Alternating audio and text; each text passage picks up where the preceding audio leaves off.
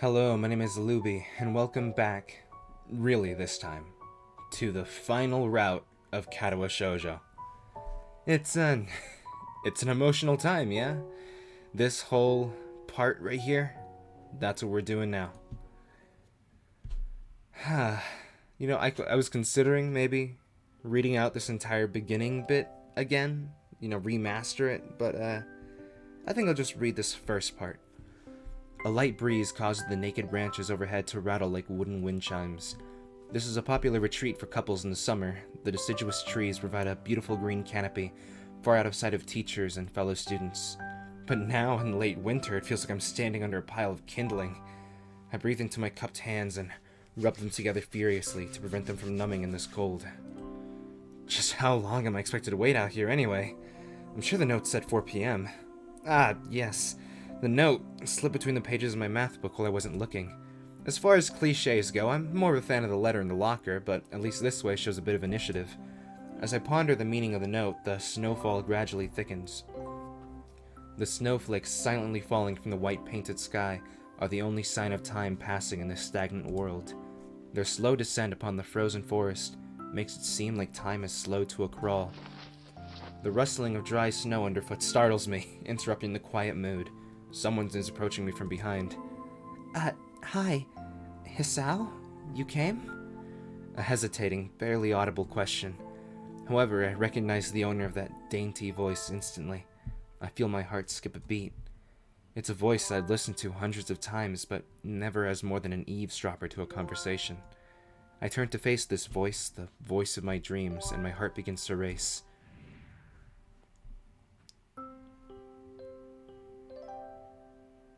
Iwanako? I got a note telling me to wait here. It was yours? Damn it! I spent all afternoon trying to come up with a good line, and that was the result. Pathetic. Yes, I asked a friend to give you that note. I'm so glad you got it. A shy, joyous smile that makes me so tense I couldn't move a single muscle even if I tried.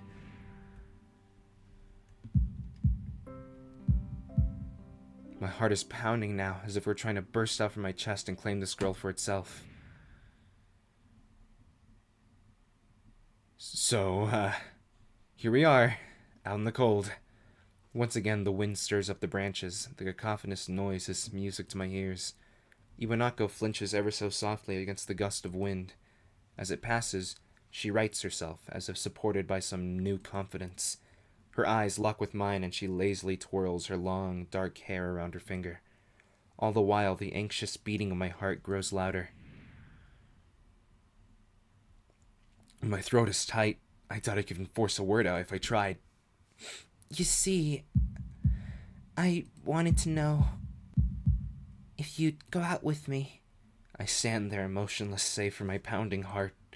I want to say something in reply, but my vocal cords feel like they've been stretched beyond the breaking point. Hisao? I reach up to try to massage my throat, but this only sends spikes of blinding pain along my arms. Hisao? My whole body freezes, save for my eyes, which shoot open in terror. Hisao! The beating in my chest suddenly stops, and I go weak at the knees. The world around me, the canopy of bare branches, the dull winter sky, Iwanako running towards me. All these fade to black. The last things I remember before slipping away are the sounds of Iwanako screaming for help and the incessant clatter of the branches above.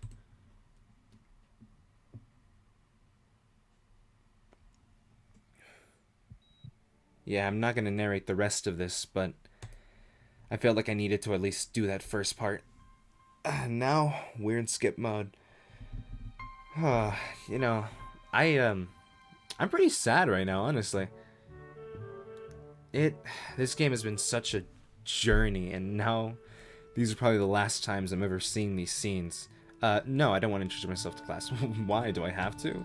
Blah, blah, blah, blah, blah, blah. Skip. But yeah, this is the last time I'm gonna be skipping through these scenes. And that is so sad. I mean, I guess maybe not. I could... ask about Chizune's deafness. Chizune intrigues me. I kind of want to ask him about her. This gets you no points with them, by the way. Yeah, I mean, I guess I could go back for the bad endings.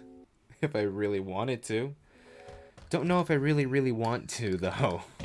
So, at least for the YouTube videos, this is the last time I'm going to be skipping through this dialogue. You know, and with this next route we're doing, I won't be able to do the Misha voice as much, and that is so sad.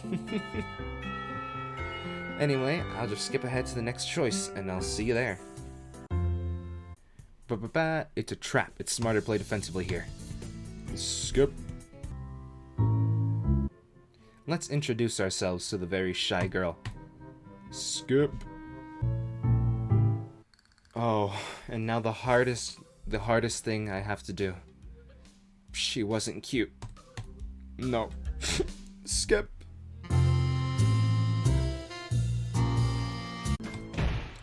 I'm interrupted by the door of the classroom suddenly slamming open. We're gonna be going through this next part again because I feel like it's relevant. Teacher! Misha crashes in, hands straight in an enthusiastic greeting, her voice loud and lively enough to wake the dead from their graves. She starts towards the teacher's desk with her bouncing step, hands energetically swinging with the rhythm.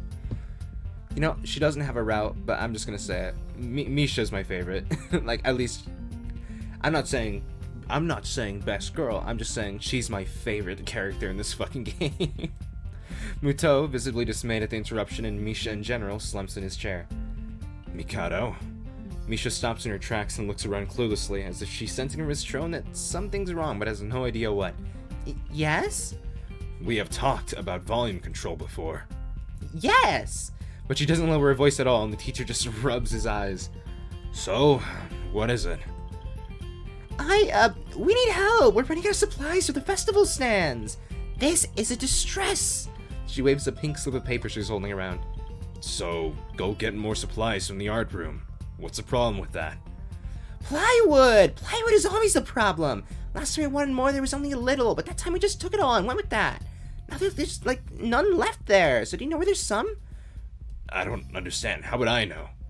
Shishan! I mean, the president thought that a teacher would know if there's plywood. Was she wrong?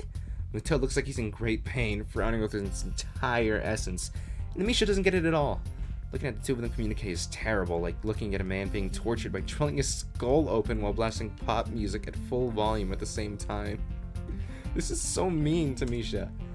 I'm afraid if I have no idea if there's any plywood in the school, let alone where it'd be if there was any. Aw, what should I do? Perhaps try to find Mr. Nomiya. I'm quite sure you would know where to find everything you need. You'd have to pry them from his cold, dead hands, but that's a different matter. I don't have time. We're so busy. She holds her head with both of her hands, looking as despairing as it's possible for a person like her. Without even noticing, she crumples the note she's holding against her hair. I shouldn't even be fetching these things. There's so much to do, and we're falling behind the schedule. Muto looks at her gravely and then suddenly smiles. Smiling doesn't really fit his face. I think it'd be better if he didn't. Again, Hisao, so mean. I wonder if you'd get some temporary help. He switches to staring at me focusedly with a hard expression, as if trying to say, go make some friends. ... I guess I can give you a hand. You can? Thanks, Hee-chan! You're really nice! She pauses, does a double take, and then points at me with her finger, yelping, ah, and looking very puzzled. Come to think of it, what's Hee-chan doing here? Class is over, you should be having fun. We just had a little chat. Oh no, it's not detention, is it? Are you in trouble, Hee-chan? No, I'm not. Is Hee-chan in trouble, teacher? No, he's not. Muto sighs deeply, and I feel it to help Misha get her off the teacher's back. So, what do you need? Here's a list! I can try to find the plywood from somewhere if there's none in the art room. She offers me the note she's holding. I take it, hesitating a bit. I said I'd help you, but this has no implications on whether I'm joining the council or not. Aww. Still, thanks, Hee-chan. Try to be quick. We're in a stall building streak right now. We must hurry. She bounces out of the classroom, leaving me and the teacher looking at each other with something that feels like a silent agreement. Well, there you have it, Nakai. You have something to do now. Please don't sound so smug. Looking at the list with a number of items ranging from paint to plywood, all written with small, neat handwriting that is undoubtedly Shizune's, I heave a sigh. I'll be going then. Waving the long list limply at the teacher, I exit to the hallway. The classrooms closest to ours are designated belonging to classes 3-1 and 3-2 on the right side, and 3-4 on the left side, each door looking exactly the same. Further down the corridor, still with identical doors, are rooms that I didn't think were used for classes. I guess the art room isn't a classroom as such. I carefully push open the furthest door and peek in. It's a classroom, but it seems rather badly kept, or not in use. Am I in the right place? Desks and chairs are all around the room, a thin layer of dust settled on them. There are some easels in the corners, so at least this looks like the right place. The room is flushed in sunlight from the big windows, shadows creeping all over the desks. Specks of dust are dancing in the stagnant air, making the beams of light almost visible. Jokingly, I call into the empty room. "Anybody home?" Something catches my eye, and I stop mid-sentence. Now, for people who have already seen the first few episodes of this series, you know what exactly has caught his eye, and what we're going to be doing for the next 10 parts or so. Sitting on a desk is a short-haired girl, curiously wearing a boy's uniform with a fork between her toes and a morsel of food stuck firmly on the end. This odd way of dining seems to be caused by her apparent lack of hands, but her presence here is what takes me back even more. How did I miss her before? She's sitting in a corner very still, but I still somehow took her as part of the furnishing or a statue at first glance. I'm not being too observant today as a whole. The girl seems to be frozen in place, staring at me with her huge eyes like a rabbit in headlights. She's staring at me, her mouth wide open, ready to accept the fork. I'm staring at her, my mouth wide open, suddenly remembering I didn't finish my sentence and trying to think if I should. This weird stalemate keeps us both stunned into silence, punctuated only by the wall clock ticking rhythmically. Hello. The girl stuffs a forkful in her mouth and is now staring at me expectantly while chewing. This is a bit awkward. Hello. I was told to pick up some supplies from here, for some festival stalls, I think. I didn't think there would be someone here. There isn't. That's why I came here too. She picks up another forkful. Doesn't that mean you're here then? She raises her eyebrows as if she was suspecting my observation was false. You are pretty observant. I guess it does. But, who are you? This girl's pretty straightforward, isn't she? I'm, Nakai, Asao Nakai. I just transferred in on Monday. I'm Rin. Tezuka Rin. Rin Tezuka. I won't shake hands with you, but at least we know who we are now. That's very nice. Her deadpan manner of talking makes it hard to determine whether she's joking about shaking hands or not. It kind of bothers me. Joking about these matters doesn't feel appropriate at all.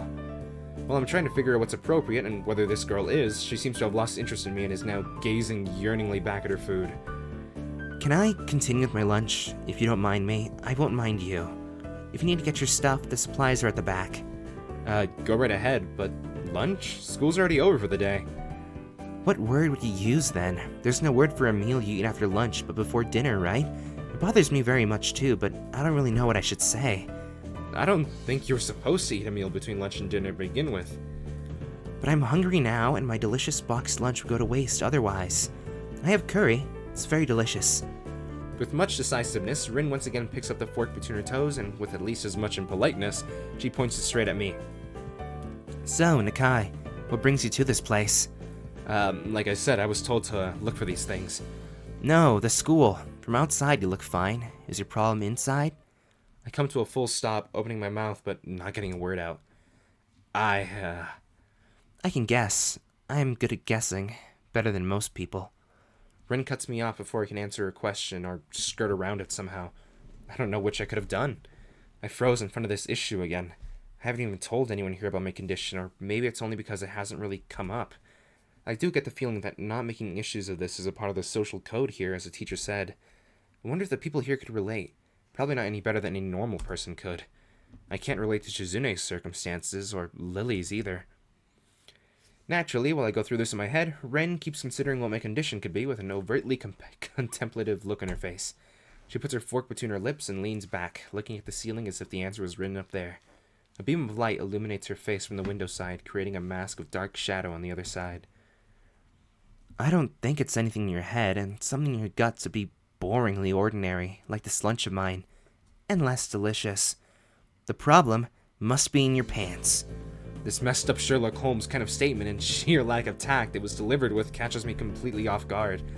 I think I might have reeled back even physically as Rin's eyes widen in revelation and astonishment. So I was right. There's something wrong with your tackle, isn't there? Still partially in shock, but recognizing the need to reply something, I spit out the first thing I can think of. No, nothing like that. I have a heart problem. Arrhythmia. And I said it. More like blurted it out, but I said it. The girl in front of me presses her lips together and glowers at me, looking very disappointed. How boring. Trouble in the pants would have been much more scandalous. What's with this reaction? I'm sorry to let you down. I forgive you. Just, I collect people, and a person with, you know, that kind of problem would have been really great. Collect people? People with different problems. Huh, so you just, like, go around asking people what's wrong with them? Pretty much. I see. With little left to say, Rin resumes her lunch and the conversation dies away, but I keep thinking about what was said. It's the first time I told anyone else about my condition. All the other people have either known about it already or heard about it from someone else. Or didn't need to know about it, like every other student here so far. Should I have told it as a natural part of introductions? Is it expected of me? Hi, I'm Isao. I have a very serious heart condition. Is that I'm supposed to go around introducing myself from now on? As if our disabilities would define us. What a disgusting thought. Or maybe this Tezuka girl just has an unnatural interest in such things. As I walk to the back of the room to pick up the item on Misha's list, a chance opens to study Rin from the corner of my eye. Her hair is a burnt auburn, almost orange, and cropped short. Long hair would probably be impossible with no arms. The boy's uniform and the lack of arms make her look very thin, almost scrawny. She's not particularly pretty, except for her murky green eyes, which flicker restlessly from below her short bangs, even when she eats. Hisao, why are you so mean? I get that it's the first act of the game, and this is where you're at your worst, but come on, man. She is pretty. The distance and the shadows make it seem like they don't reflect sunlight at all, but instead absorb all of it within them like deep wells. She moves her feet almost as deftly as a normal person would use their arms. However, I can see how this sight could discomfort people, especially while eating. Makes you feel a bit uncomfortable, at least. I hesitate to think about the word unnatural, but it's too late now, isn't it? I keep searching the cabins and shelves for Misha's things, but after enough time passes, the silence grows too uncomfortable, so I try to force some conversation out of this strange girl. So, do you always eat alone, and this late? Or do you get the occasional visitor? Visitors. Maybe you're my first occasional visitor, but I don't always eat alone either. Sometimes I eat with a certain person on the roof, if she's not horsing around. Horsing? She likes to do sports. Oh, and that's all I can think of to say. Both of us fall silent again as Rin forks the last bits of her meal to her mouth. I look down at my haul and double-check it with Misha's list. It seems I have everything except plywood. So I think I have all the things now. It's very nice for you. Don't feel obliged to stay. I was about to take a nap anyway. You need to do whatever you're gonna do with that stuff anyway, right? Or perhaps you like to watch girls sleeping. I'm not sure what to make of this, but Rin looks serious. Even if I did, I think I have to be going. I'll catch you around, Tezuka. You can call me Rin. I feel that our relationship is at this point good enough to warrant this much. I was already turning to make my exit, but she draws me back in. Fine, then I'm Hisao. Then you are. Rin looks at me hard in the eyes, but that intimidating feeling you get when someone stares at you isn't there.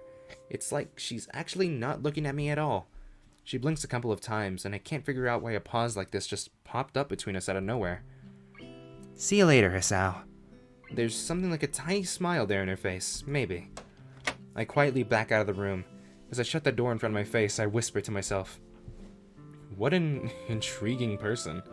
From inside, I hear a muffled, sing-song voice. I heard that. What did you hear? I jump at the sudden appearance of Misha, who I had not heard approaching despite the completely empty hallway.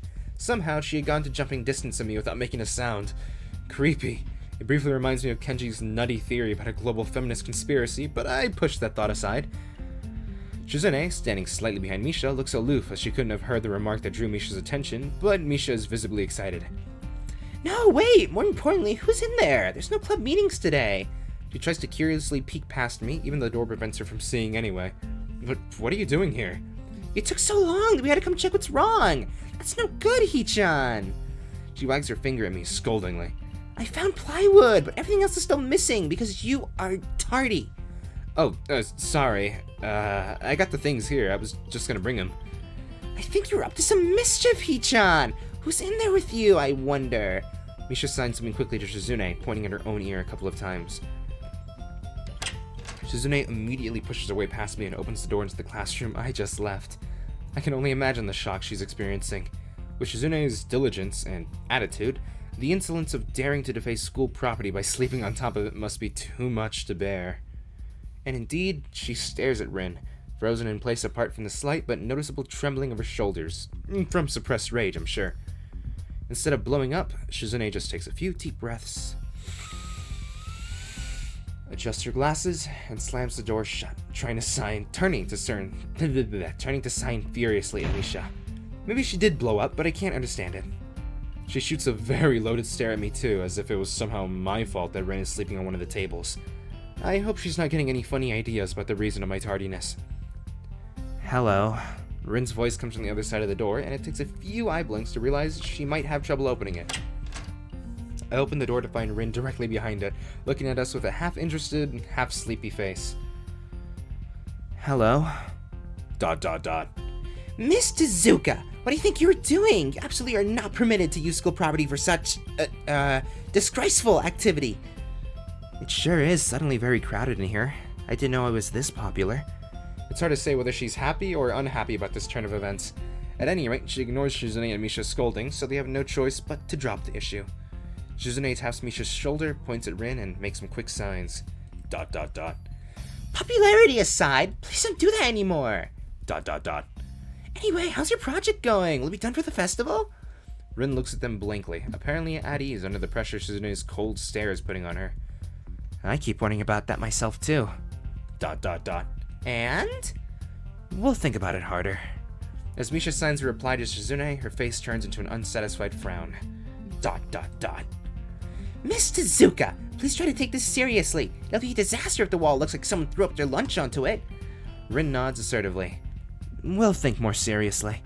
Misha actually giggles at that, but Shizune doesn't, not even after translation. She just shakes her head, takes some materials from me, and takes off with Misha in tow. Rin frowns thoughtfully as she looks after the retreating student council duo. How rude. It's true, though. I must finish my project before the weekend. There'll be dire consequences if I don't. The end of the world as we know it. Like weekends usually are, but more dire. Much more dire. Maybe I'll postpone my nap to unforeseen future. I'm about to ask what project she has and what are these apocalyptic consequences, but she walks back into the art classroom. Since you have nothing to do, would you give me a hand? This paint can doesn't fit into my bag, but I need it. She kicks lightly at a huge can of paint that's lying on the floor next to the table she was sitting and sleeping on. It lets out a dull clang. Being the gentleman that I am, I naturally pick it up. Heavy. Yeah, sure. Where do you need to take it? Away. And with that, she takes off to the hallway, me and the paint can following, since there's little choice for either of us. The hallway is quiet and empty now with Shizune and Misha gone, so we two leave towards the stairwell at the other end. Every 10 or 15 or 20 steps, I have to change the can from one hand to another because the thin handle cuts into my palm. At least it keeps my arms from tiring too fast. Rin strolls on beside me with an uneven pace that I have trouble matching, or maybe I'm just walking weird because of the extra weight. It seems one of us is constantly walking too slow or too fast, and I can't figure out which. 2 flights of stairs below, trouble appears in the form of the head nurse and his fox-like grin. Ah, Mr. Nakai, what a happy coincidence. Tezuka too, of course. He nods courteously to Rin, who does not acknowledge him back, then turns to me because obviously it's me who he had some business with. There is something I forgot to mention on Monday. I nod and wait impassively because I can't even begin to guess what he forgot. The feeling of the handle delving deeper into my skin doesn't make me feel enthusiastic about this interruption either. It's about your medications. Since you haven't been that long in your current medications, there might be some unexpected side effects, which might require adjusting dosages or even changing to another kind of medication. So, we will do a few tests regularly, but what I want for you to do is keep an eye on everything in your condition that feels off, if you get what I mean. Nausea, headache, anything, and come see me if anything happens. Alright. So, how are you? Everything fine? I give up and jump the can to the floor before answering him. Apparently this takes longer than my biceps can handle. I'm about to say something generic as an answer, but then I realized how often I've done that lately. Other people have asked me that too, teachers and students here. My parents, visitors, nurses, doctors at the hospital. I'm gonna turn down the music a bit. It might be a little loud, I'm not sure. I'm not sure that changes much. Everyone seems to be concerned about that. It's natural for a hospital, not so much for a school. Except this school. This is a small school, and both the student base and the faculty seem to be very tightly knit. At least that's the feeling I'm getting. And this isn't the kind of school that gets transfer students too often. The thought sends shivers up my spine, but I give a generic answer anyway. That's great. Also, one other thing. My sources tell me that you've been at neither the track. You've been at neither the school track, nor even the pool. So I'd like to know if you've taken up exercising as I asked. Of course I haven't, but his way of inquiring gives me the feeling that I should have been running my ass off on the track since the very first day. You have people spying on me? Not as such. I just happen to know a few people. That's not the issue here, so don't try to slip out of it. Well, I was actually just doing some improvised weightlifting as an exercise. I pick up and lift the can up and down a few times like some sad imitation of a bodybuilder, even though it's weighing down on my arms painfully. The stupid grin disappears from his face for a second, then comes back like it was never gone. Tezuka, would you give us a second? The nurse grabs me by the shoulder without waiting for Rin's permission, which he didn't need in the first place, and drags me aside. When I told you to exercise, I wasn't joking. I understand that you're still in your first week and all, but please don't ignore the importance of this. The reason I'm coming down this hard on you is that habits aren't that easy to form. The more you slip and postpone, the harder it'll be. It's the same with everything, like dieting. Can you promise me to be more serious about this from now on? Maybe. No, you mean, he gives me a sort of nasty look when I say that, making me try to take back the word. I mean, I don't know, I'm still just trying to get used to the school. I'll promise to try, though. You're not being very convincing there, Sal. Tip number 1, medical professionals are not amused if you take their advice lightly. What's up with him? As if a day or two would make that much of a difference. I didn't do anything at the hospital either. Yeah, okay, sorry. He studies me for a moment and then shrugs, smiling again. Okay, that's more like it. If you go to the school track tomorrow morning, you'll meet my spy, who probably has no qualms offering consultation to you if you want to jog a bit. Consultation? See you around. He leaves with a wave of his hand and no answer, and I walk to Rin, who's been waiting, idly leaning against the hallway wall and staring at the pale lighting fixtures in the ceiling. Even when I approach, she doesn't move her eyes off them. Are you getting medications for your heart thingy? Were you listening? It comes out more accusatory than I intended, accidentally lashing out on her. But even so, I don't really want to start talking about it. I just met her, and I don't know her. It's not her business. The nurse seems to be happily ignorant about confidentiality, too, talking about that kind of thing in public. But it's not Rin's fault, is it? I look up at her, suddenly feeling a bit guilty, but Rin is just staring past my shoulder quizzically, her head tilted like a bird's. I don't know why this is so hard for me. It feels like there's some inexplicable lock that prevents me from being more upfront about this. Yeah, they're for my heart. Will they make you better? No, not really. They just make me a little less worse. Rin keeps looking at me for a while longer, and she neither says anything further nor displays any kind of emotion I could discern. I'm thankful that she doesn't. I think I'm still not quite used to all this. At the hospital it was easy, but I still haven't sorted my feelings about having to live a normal life with this disability. We leave the main building and Rin leads us onwards towards the dorm. We stop at the small patch of greenery in front of the dorm building. The dorm is built on a slightly elevated ground, with a wall and a few trees that everyone has a circle around every time they come or go. It's probably the only inconvenient design in the school. The entire wall, made of the same kind of bricks as the building itself, has been covered with some sort of a painting. Most of it is still mere sketches, quick lines drawn with black and white against the gray plastering that covers almost the entire length of the wall, but some places look a bit more finished. There are human faces and legs and hands, and I can't quite say what the painting as a whole might portray. Stacks of what seem to be paint cans are arranged in piles on the ground beside the wall. See, the left side is hardly off the ground yet. It's because I couldn't get in the mood yesterday, so I gave up and went to meditate instead. Then it was suddenly morning. I have to work on it, but the guys from art class are helping with the negative spaces and base surfaces whenever, which is a problem. It's easier to paint big areas if there are a lot of people with hands. The reach is better, and it's faster too. She goes on a tangent of a tangent, waving a little with her arm, or whatever of it there is, actually, to demonstrate even though I got the point already. Oh. The white cotton of her sleeve flaps around, and it makes me think it could look sadder than it does. But it makes me feel out of place, like almost every tangible reminder of the student base's special properties has in the past few days. This girl doesn't notice my jury feelings, of course, or the fact that she lost me a while ago already, and just keeps on blabbering. So that's why I'm trying to figure out if there's something I need to figure out, and then figure that out before it's too late. And all hope is lost. Why would the hope be lost? Because paint has to be painted, and then it has to dry, and then it has to be painted over with another kind of paint. It takes time. She finally stops, apparently thinking she made some kind of a statement that makes sense. I think it's best to start from the top. So, this is your project? You did this? Yes. Yes.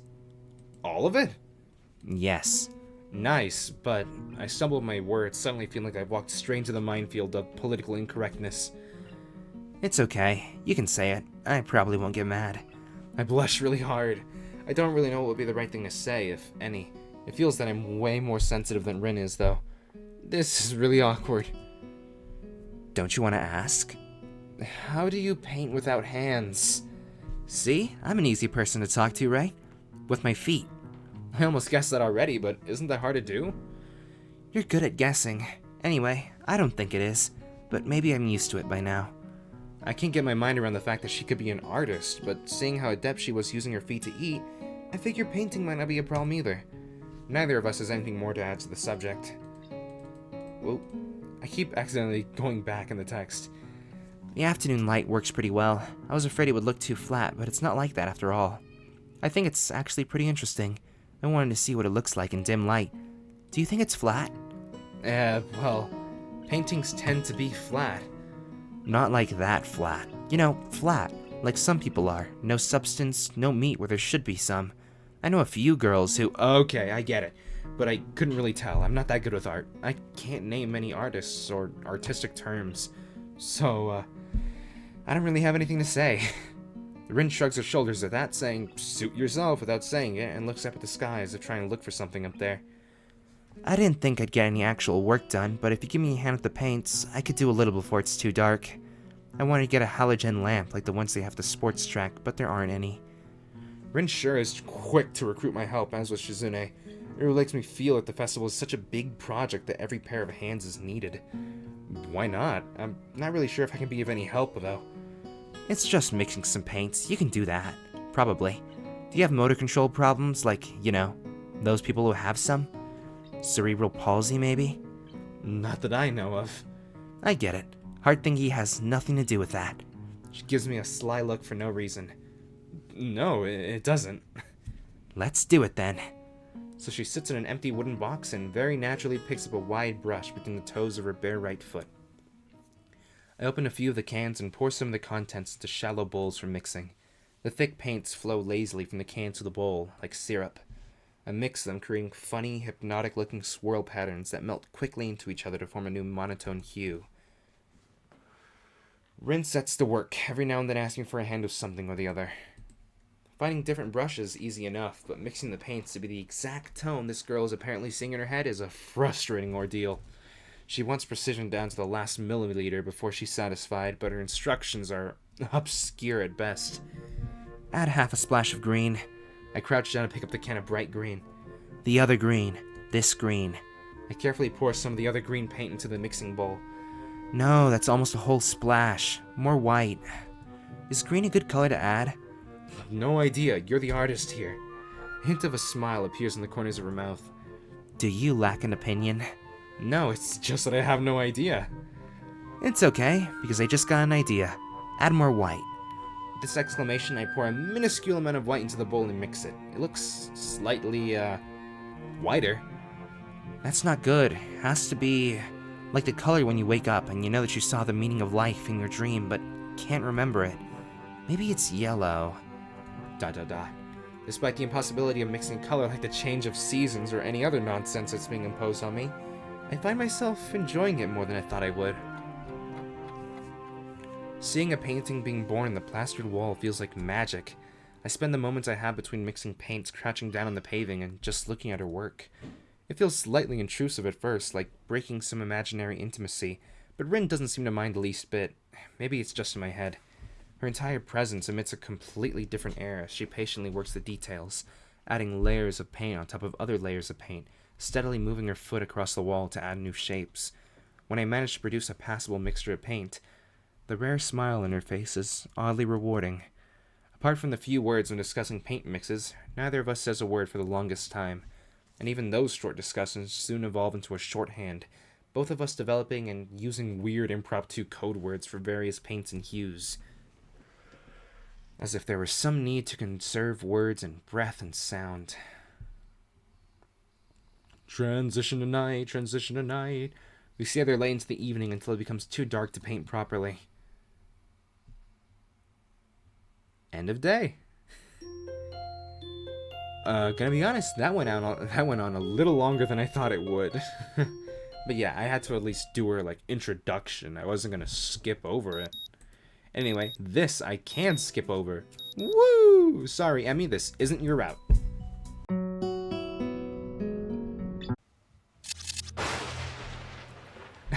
I love how fast those sound effects play whenever I'm skipping this scene. Hang on. Cut me and Lily some slack, okay? Skip. Looks like we have more scenes to do. Halfway through the way from the school building to the dorms, I spot a figure in front of the dorms. It's Rin. Looks like she's working on a mural today, too. I walk over to her, but she doesn't seem to notice me approaching. She's sitting on an upturned box, looking intently at the wall she's painting with a brush held between her toes. The mural has progressed considerably since yesterday, but it's still only half done as far as I can tell. More colors have appeared, and the twisted, human-like figures are spread and increased in number. I have to say, the style is quite eye-catching and very unique. Not that I would be knowledgeable about art by any measurable scale, but it's very nice looking nevertheless. I clear my throat to get her attention, but not startle her so that her concentration won't break. Wait. She doesn't even turn to check who it is. I'll wait. I have to click several times. 15 minutes later, I decide that her concentration is indeed unbroken, and also that I have waited long enough to warrant poking her gently on the shoulder to remind her of my presence. Rin turns her head mechanically to my direction, ending up staring at my crotch level. Oh, it's a sow. She can tell? I would feel a lot less uncomfortable if she would look at my face. An astute observation. Hard at work, I see. The conversation starts as if I hadn't been there for a quarter of an hour already, but it's not a concern. At least it starts. Looking good. It does. The layers of paint hiding other layers of paint, mixing and shaping the human figures really create an impressive look. But Rin looks miffed. You shouldn't comment on works in progress. 7 years of bad luck. Sounds terrible. I guess I'll take it back then. Still, it looks good. Wonder if I get 14 years of bad luck for thinking that. Rin turns back to look at her painting and pokes it with a big toe. Could you mix some of this color? I'm running out of it. She looks down at a half-empty bowl with the remains of the same pinkish paint on it. I didn't really intend to stay and help her with this project, though. I guess I didn't intend to do anything much. I look at Rin, she looks emptily back at me. Just this once. Rin picks up another brush and drenches it in another tone of pale red. There are dozens of similar bowls all around her working area. From the looks of this scene, she could have been sitting there for hours. I wonder if she has. That would mean she'd have been skipping school, though, which I of course wouldn't put beyond someone like Rin. I pour a little bit of white and red into the bowl, trying to match the color with the one already on the wall. I can't seem to get it right. It's really inconvenient of her not to mix enough in the first place. Getting it to be exactly the same tone will be impossible, but at least I can try to get as close as I can. Speaking of hard work, isn't that a huge workload for you too? It's such a big painting and all. Oh, I'm not old and bitter enough yet to think like that. I guess you aren't. You guessed right. Legs hurt though. They feel like slugs. Slugs made of sea slugs. Because of that position? Yeah, I like doing it in a horizontal position more, if you know what I'm talking about. But it can't be helped. Can't ask the wall to lay down. Saying that, she stretches herself a little, bending her legs and back far more than a human should flex. It's astonishing how effortlessly she manages her body around. There's a small flinch in her otherwise blank expression, a hint of pain maybe, as she stretches out her calves. Rin must have stamina and dexterity far above a normal person to be able to live like she does, but she's wearing out working on this. Why push yourself so much? Take a break or something at least. Continue tomorrow if it's bad. This gives her a pause. A long one too, feeling like a mental yawn. I don't think so, Asao. I'm not pushing myself. Sure looks like you are. No, it's not about pushing or pulling or anything related to that kind of thing. There is this boy. A boy? Yes, Where? at the art club. Hands? He's blind. Oh, how can you paint if you're blind? No idea. So why is he there? That's the point. He is there. She should really speak more than one word at a time to make this feel more like a discussion and less like an interrogation. He can't really do anything you should call art, right? But he comes there anyway, and paints. Why? I don't know. Why? I don't know. That's why I asked. So? He doesn't paint often, but I think his paintings are very interesting. I'm sure they are. I once tried that, painting with eyes closed. It wasn't too interesting, and cleaning up the floor took ages. Didn't try again. But he is becoming better at sculpting. I see. Maybe she was trying to make a point with this. Maybe she forgot she had one. Seems like the art club is full of interesting people. Not really. Pretty blunt statement, and she totally missed the sarcasm. No? Just like I said, they are not very interesting. I usually don't have much interest in people who are not interesting. Maybe you have. Maybe. But that boy is interesting. Maybe I'm like that boy, or maybe you are. Maybe everyone is. Doing things you can't do, just because you can.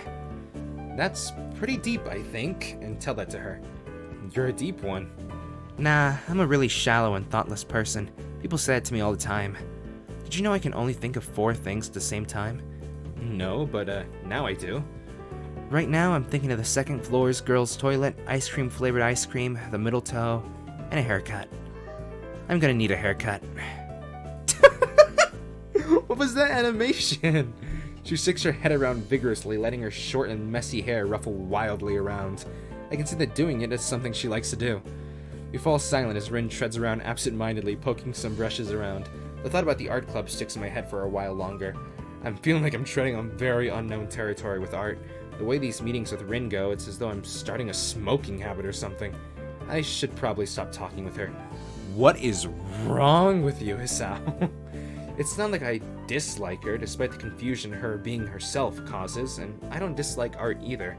I've even drawn for fun sometimes. I just don't have a real creative drive or any technical skill.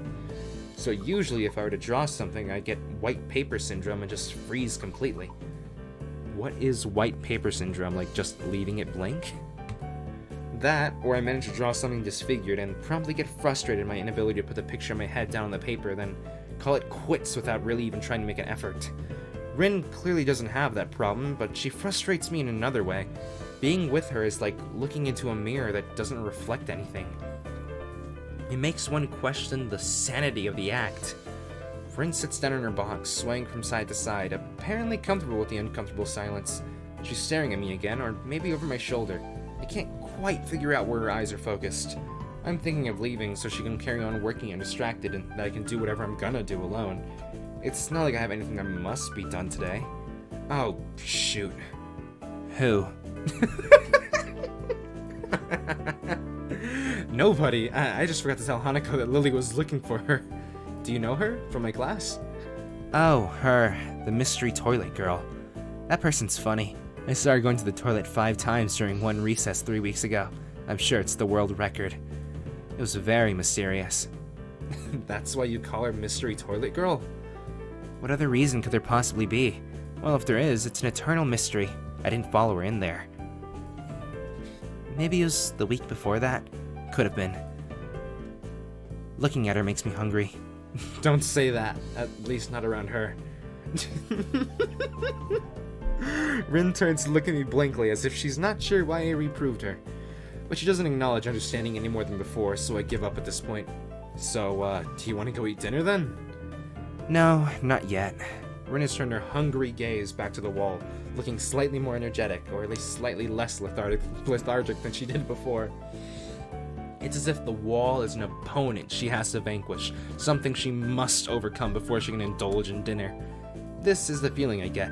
A weird sense of empathy overcomes me and makes me smile a little to myself. For all her oddity, Rin is pretty cool after all. I'll be going anyway. Have fun.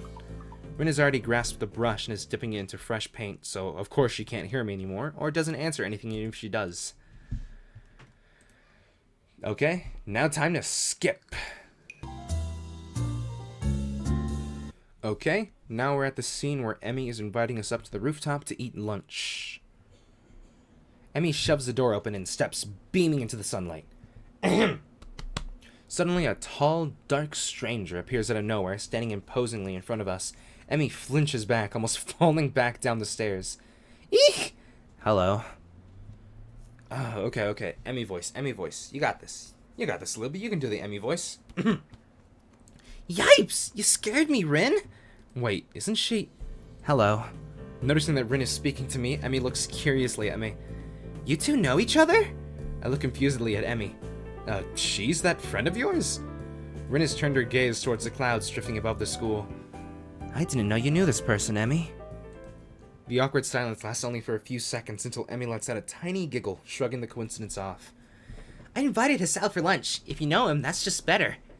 Oh, does this mean I don't get food? Or did you invite him for lunch without the lunch? Neither. I have food for 3. Nice thinking. They walk to the other end of the roof while I stay at the clock tower for a while, taking in the atmosphere.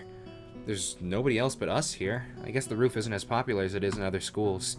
A few rundown benches and tables are scattered around the edges, perhaps in an attempt to make the rooftop look a little less desolate.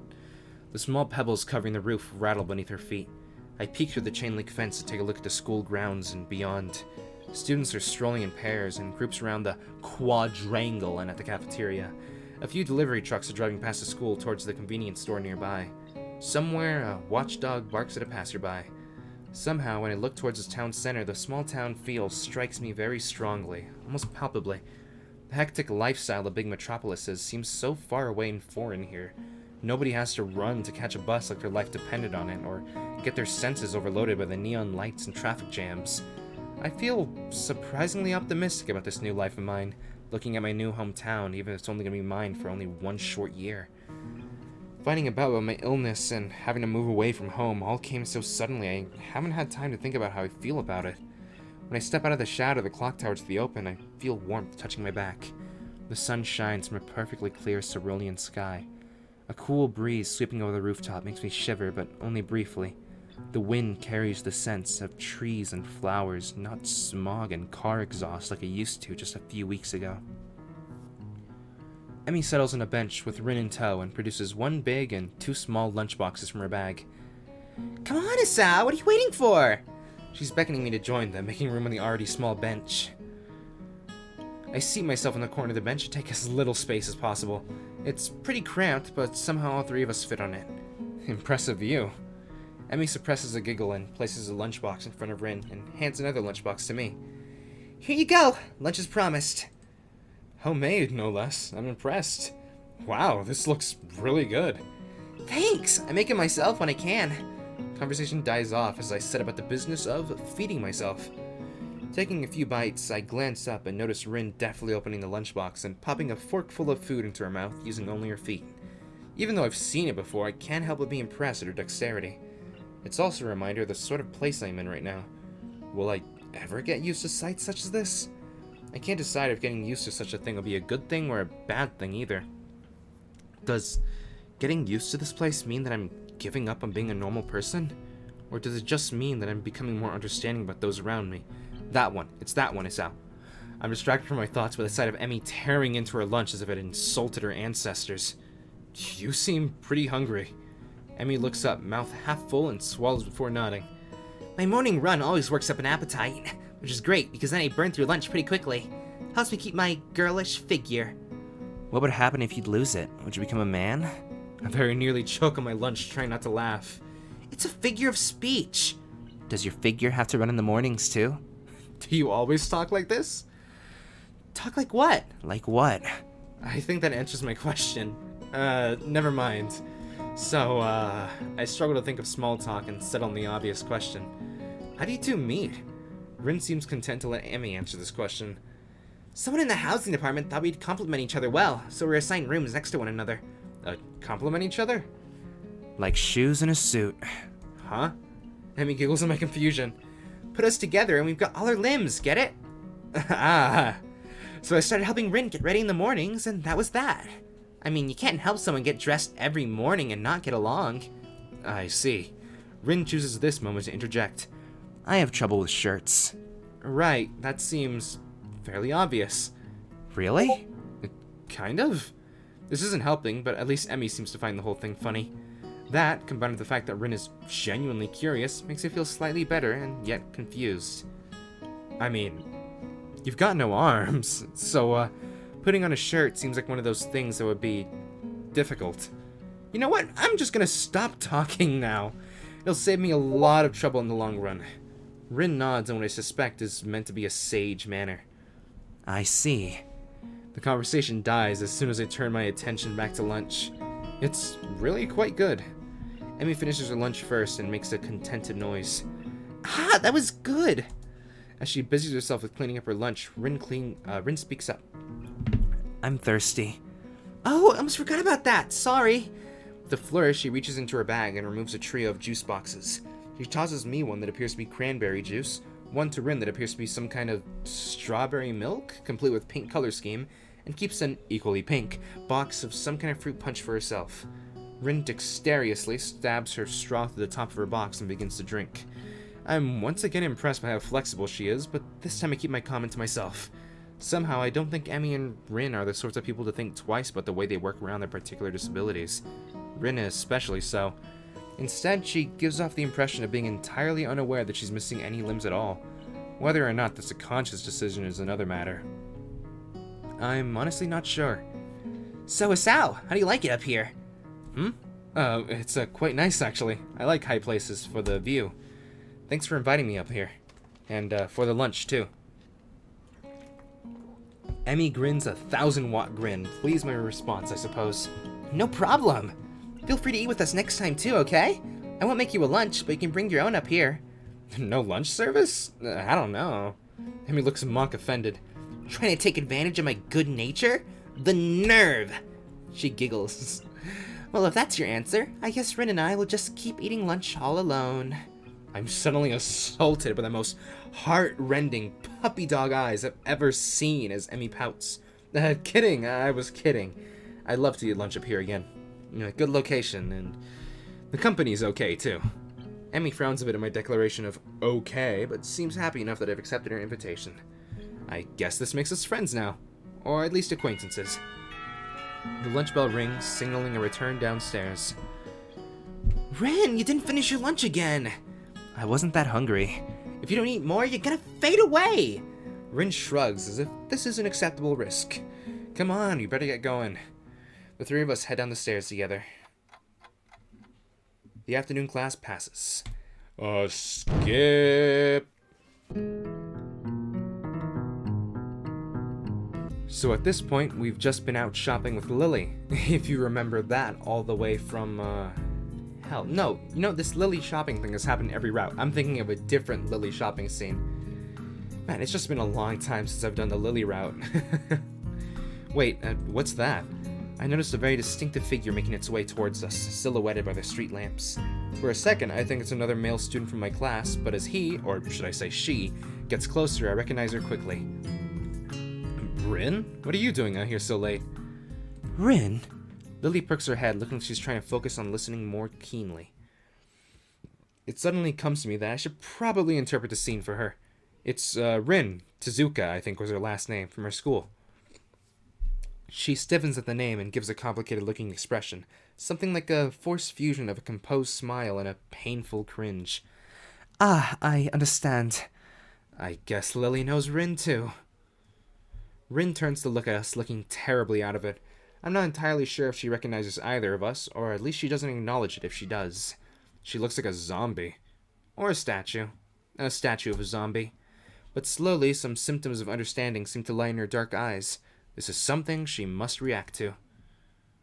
Rin blinks once, very thoroughly. Hello? There's an awkward pause, everyone waiting for someone else to say something. What are you doing here this late? I was wondering about that myself too, just now. Some people asked that just before. I assumed they were wondering the same. I didn't know. They didn't know either. I asked. That's why I'm wondering. So that was pretty much it. It's a murder mystery without a murder. They were going that way. She turns facing to her right in order to demonstrate the direction the other people went to, as if that was important, then rotates back like a mechanical puppet in one of those overly complicated clockworks. For a person who gives an impression of being the quiet type, Rin does use a lot of words to say things that don't need a lot to be said. Unsure if she's finished, I say nothing. Neither does Lily, who seems equally robbed of words for the time being. I think that both of us are in fact just scared that any response might provoke her to continue. Our stupefied lack of reaction doesn't faze Rin at all. She keeps looking at us expectantly, a calm hint of expression on her blank face. She seems to be that kind of person, always so relaxed, as if bull elephant-grade sedatives are flowing in her veins in the place of blood. Do you have amnesia? I don't recall having you having anything of the sort, though. No, I don't think it's that. The other passersby were probably just worried, though. You do look really lost the way you're standing in the middle of the street. Oh, I see. Maybe I should have taken some other kind of pose in that case. I ponder for a while whether I should chase this angle further or give up for the sake of my own sanity. I decide on the latter. It seems that most of the time it's better to not read too deeply into what Rin is babbling about. Talking with Rin is like playing chess with a supercomputer who does seemingly completely random moves, as if to mock everything you know about chess. It's like that, except with human interaction. And even if I win, it feels like losing. Damn, it's just like Kenji said. Even when I win, I lose. Is this the power of the girls of Yamaku? I push the thought aside as too dangerous to consider further. It's probably just Kenji's anti-female propaganda getting to me during a moment of weakness. Yeah, maybe taking another pose might have worked. So anyway, you have no idea what you're doing here? She frowns, looking extremely displeased at either my question, its consequences, or the answer she's about to give. I do have some idea. I can't really tell what kind of an idea. That sounds like progress, at least. Lily sounds as if she spotted an opening for some kind of discernibly normal conversation. I can't say I share her optimism. Yes, there is some. Definitely. The rest will come later. I'm sure of it. I always have reasons. The ensuing silence kills Lily's hopes all too visibly. That didn't last long. Rin's, as far as I can tell, unbased assurances aside, what should be done? We could just leave her to her own devices, whatever those are, but it's late, and I don't think we'll be getting any thanks if Rin is found standing here in the middle of the night. Which she probably will, unless she manages to remember what she was doing here in the first place. As for me trying to guess what might have been going on in her mind when she decided to embark on this adventure, the chances seem to be on par with winning the lottery, several times in a row. Lily is oddly quiet too. I'd appreciate some support from the sidelines here, especially if she's more familiar with Rin than I am. But it can't be helped. It seems her familiarity with Rin is exactly why she's staying subdued. So, I assume you're going somewhere, not going back to the school. Any idea where? Her eyes widen in shock, and she jolts back in a somewhat artificial way, making it seem like an act rehearsed for situations like this. Are you a mind reader? Is that your disability? How unique. No, what? Why would you think that? You knew what I was doing. Nah, it was just an educated guess. We walked the same street in the other direction just before to get to the store. If you were going to school, we could have met you on the way. Oh. She looks a little disappointed. Like Kenji, Rin appears quick to jump to completely irrational conclusions. Maybe it's something in the water here. I make a mental note to stock up on soft drinks. You know, that is the second time this week that someone asked me if I was a mind reader. Do I really give off that impression? Rin shrugs her shoulders, which is all the answer I get. You know, maybe you should come with us back to the school. Lily interjects, just about to further debunk my alleged mind-reading capabilities. She sounds rather concerned, the paper-thin smile on her face badly disguising that fact. Maybe she came to the same conclusion as I did. For everyone's sake, I decided to let the mind-reading topic drop, as it's entirely inane anyway.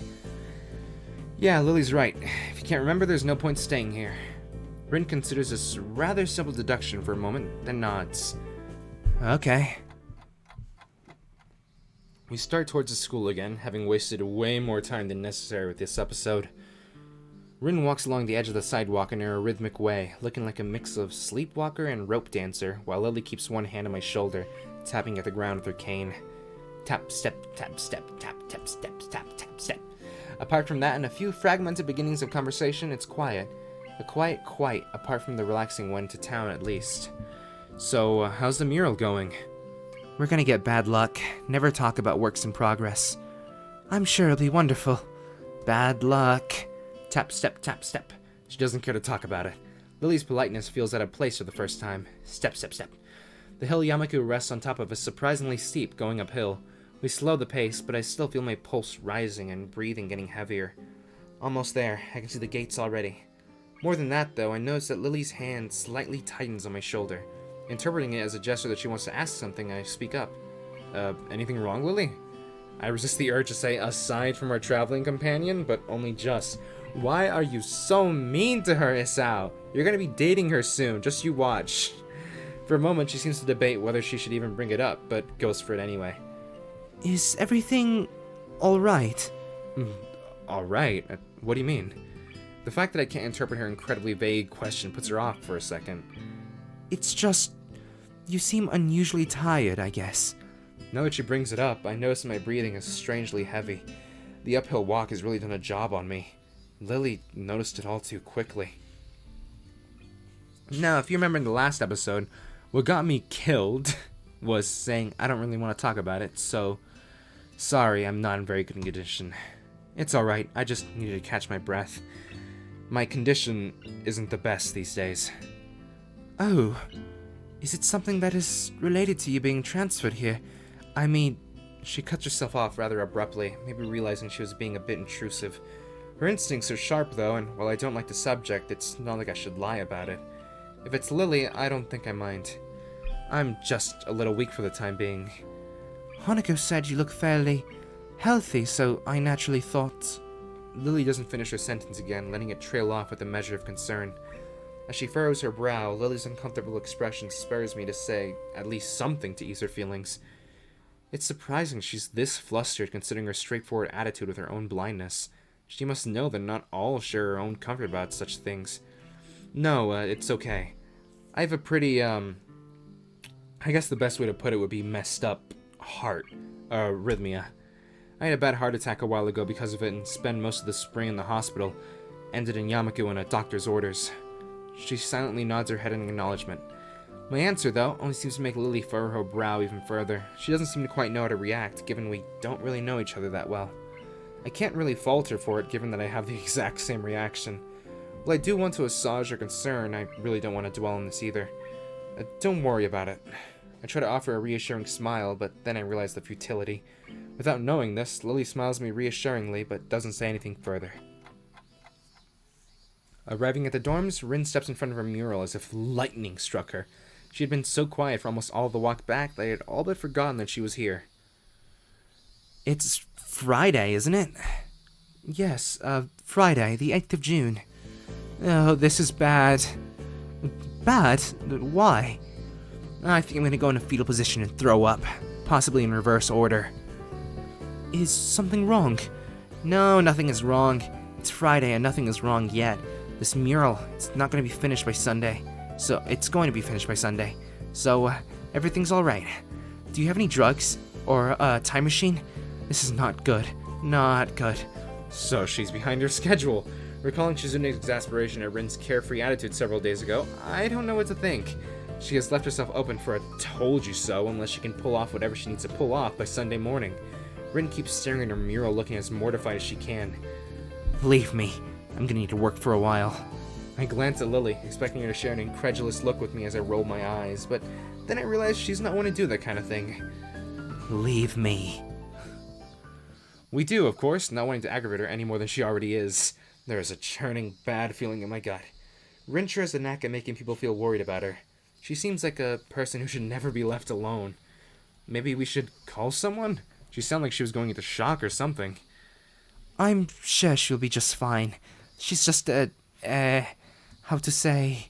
Lily cocks her head a little, trying to find a polite way of calling Rin crazy without calling her crazy. Unique? Yes, a very unique person. I guess you could say that.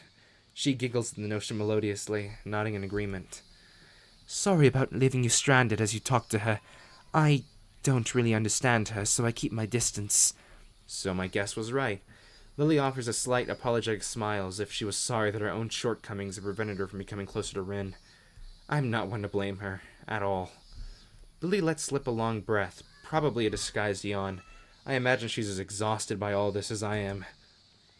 I'd better leave now and give these to Hanako. Thank you for the company, Asao. She smiles very sweetly at me. It feels different than normal, despite the fact that she seems to be smiling so often. I can't put my finger on what the difference is. It's just different. Relaxed, I'd say, but that's probably just relief over getting rid of Rin. Maybe. Stop being so mean to her. Am I gonna have to say this like 500 times? Yeah, good night. Say hi to Hanako for me. I will. Good night. And I think that is we're like the end of Act 1 and where the festival starts, which is right here, I think. Yeah, I'm gonna go ahead and skip, and I'll update you later.